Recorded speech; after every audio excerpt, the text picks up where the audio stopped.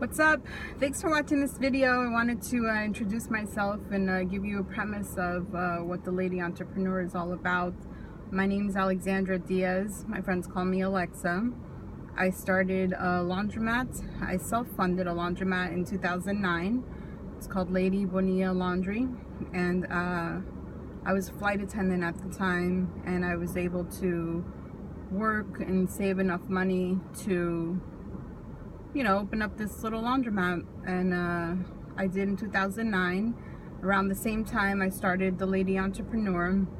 I wasn't quite sure what I wanted to do with it, but I know that I felt really alone when I was opening up the laundromat. Of course I have friends and family that were very supportive, but I felt like I didn't have entrepreneur friends and family, or just like other entrepreneurs to cry in front of, because I cried all the time. And I happen to be a very strong person. I'm persistent, I'm resourceful, I'm stubborn, but I'm also emotional.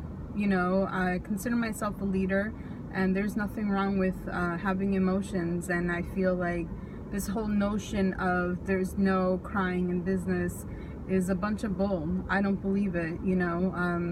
I cried all the time, especially that first year opening the laundromat. I was scared. I didn't know what I was doing. I didn't have any real prior business experience.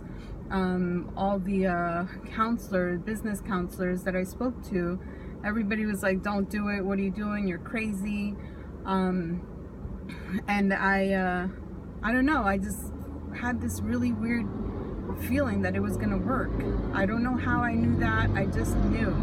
And here we are 7 years later.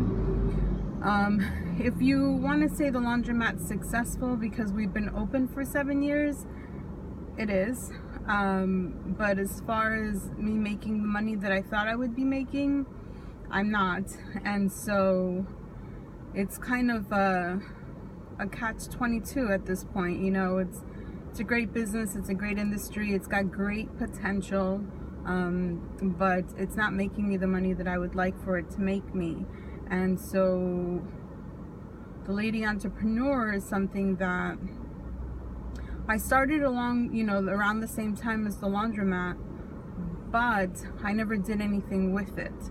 And my hopes at the time was that I would find other like-minded entrepreneurs that I could talk to, that I could bounce ideas off of, or that I could just cry in front of, because I think that, yes, there's crying in business, but there's a time and a place for it. If you're gonna go pitch a group of investors, that's not the time to cry. However, I feel like if you're with friends, or maybe with your significant other, I don't know, but I feel like when you're in a safe environment, it's okay to cry. It's normal, and there's a power in tears. And so I wanted to be around like-minded peers.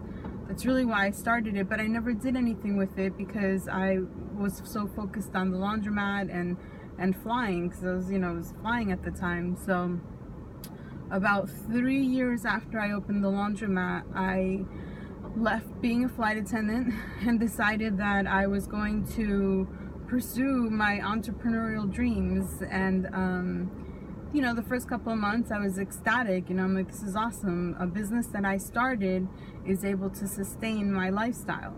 So it was great for a couple of months, and then I don't know, shortly thereafter, things just started to go downhill, and it's not sustaining the lifestyle that I want, and it's no longer making me happy. So I decided that I want to focus full-time on the Lady Entrepreneur. And so I'm going to start this YouTube channel in the hopes that I'm not sure what I'm going to make of it. I really want to monetize the Lady Entrepreneur. I'm not sure how that's going to happen quite yet. But I wanted to invite you along with me on this journey. I don't know if I'm going to succeed. I don't know if I'm going to end up just getting a regular job again. I don't know if I'm going to sell the laundromat or close it down. There's so many things that I don't know, and I feel really scared, and I feel like this is really what entrepreneurs go through. Like, we're so used to seeing the successful entrepreneur. We're so used to hearing the success stories that I feel like, okay, like, can we be real? You know, because at some point those successful entrepreneurs weren't successful, you know, and I feel like, okay, like, this is me starting over, you know, really, like, I'm at ground zero. I don't have an apartment anymore.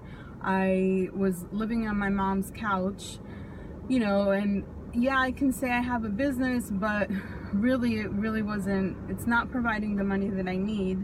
And so at this point, I figured I'm going to give myself until the end of the year. It's currently October 2016. I'm going to give myself to the end of the year to figure out the lady entrepreneur. And if it doesn't work, if I can't figure out how to make it work, then I'm just going to go out and get a job. And so I figured this would make for good TV. You know, I'm inviting you to join me on my journey. You know, I'm not sure what steps to take, but I feel like I have a lot to share. I have a lot of experience in the laundry industry with the brick and mortar store, and I'm currently researching online businesses. So I'll give you the full story of the laundromat, you know, my flight attendant journey, and the start of the lady entrepreneur in the next couple of videos. I don't want to make this too long, but I invite you to subscribe. I have a website, theladyentrepreneur.com. It's basically just set up right now to just collect emails, but I'm working on it. So thanks for watching. I appreciate it, and I hope to see you in the next video.